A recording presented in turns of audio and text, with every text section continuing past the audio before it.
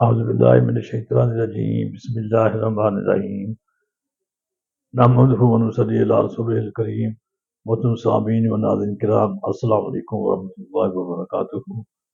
آج ہماری گفتگو کا موضوع ہے نبی اکرم صلی اللہ علیہ وسلم کے اسوہ حسنہ میں معاشرتی اصلاح کی حکمت عملی کے سنہری اصول۔ سادہ سا اختصار، یہ ہم بہت مختصر بات کریں گے، اصول تو بے شمار، ہم ایک آدھے اصول پہ بات کریں گے۔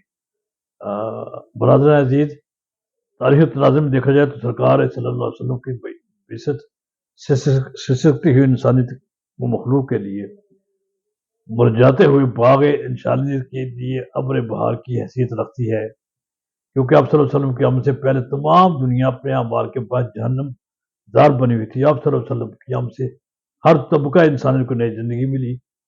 حضور اکرم صلی اللہ علیہ وسلم کی آمد پر ہم اللہ تعالیٰ کا جتنا بھی شکر ادا کریں کم ہے، کیونکہ اس نے ہمیں اپنی سب سے بڑی نعمت عطا کی، جس کے ذریعے ہمیں ایمان و ایقان جیسے تحفے ملے اور ہمیں ایسی راہ پر چلے جو مارس اللہ کی طرف لے جاتی ہے۔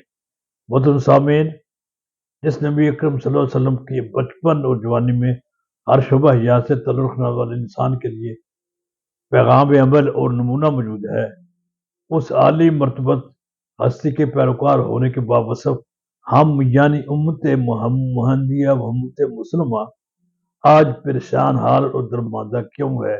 یہ سوال ہے جو ہم میں سے ہر ایک کو اپنے آپ سے کرنا چاہیے۔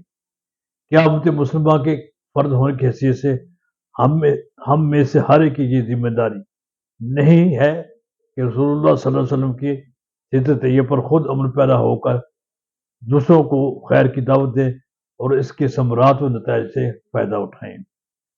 یقیناً یہ ہماری ذمہ داری ہے کہ اسوہ نبوی صلی اللہ علیہ وسلم کی روشنی میں حالات زمانہ کا ادراک کرتے ہوئے اپنے روز مرہ کے ذاتی اور قومی امور میں ایسا راستہ اختیار کریں جس میں حقیقی خوشحالی کا سامان ہو۔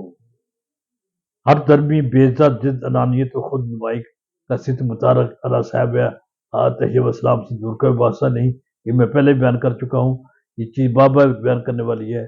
مینا ربی فلاح اما بہم اخوت و محبت اور امن و سلامتی کی راہ ہی سیرت طیبہ علی صاحب طیب اسلام کی راہ ہے، یعنی مینا ربی ہو، فلاح اما ہو، بہم اخوت و محبت و امن امان و سلامتی کی راہ ہی نبی اکرم صلی اللہ علیہ وسلم کے اسوہ مبارکہ کا وہ روشن راہیں ہیں، وہ روشن کرنیں ہیں جس سے ہمیں رہنمائی ملتی ہے۔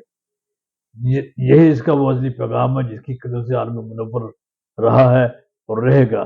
ہر وہ قوم جو اس پیغام کو خوش اچھی رہے گی وہ بلند و بالا رہے گی، اس سے انکار نہیں کیا جا سکتا ہے۔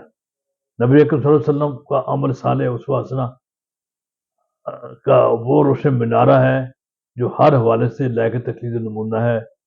ہم مسلمان و عاشقان رسول صلی اللہ علیہ وسلم کے لیے معقول ہے کہ اتباع ہے۔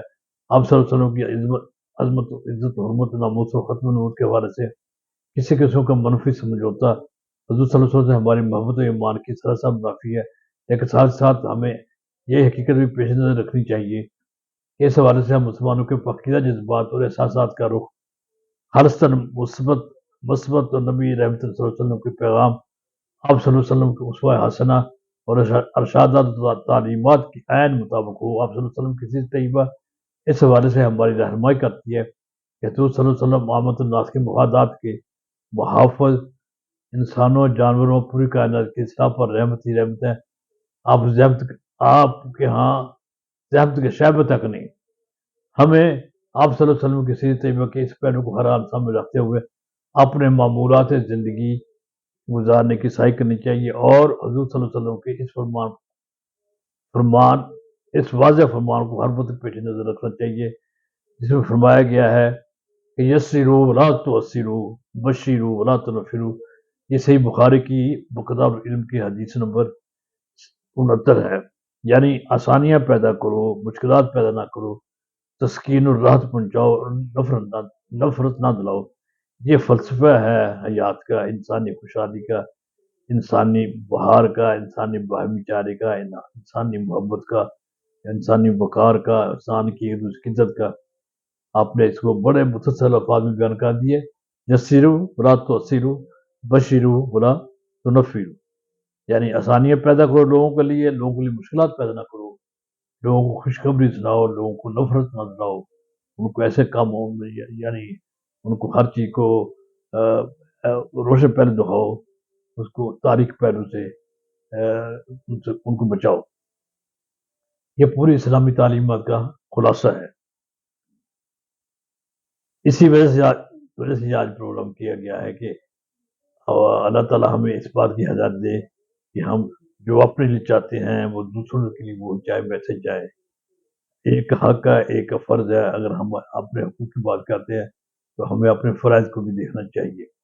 اللہ تعالیٰ ہمیں تعلیمات اسلام اور حضور صلی اللہ علیہ وسلم کو اسوہ حسنہ کی پیروی کی توفیق دے، ہم انسانوں تمام مخلوق کے لیے رحمت بنے، انہیں مشکلات و مصائب میں نہ ڈالیں۔ یہ ہمارے آقا صلی اللہ علیہ وسلم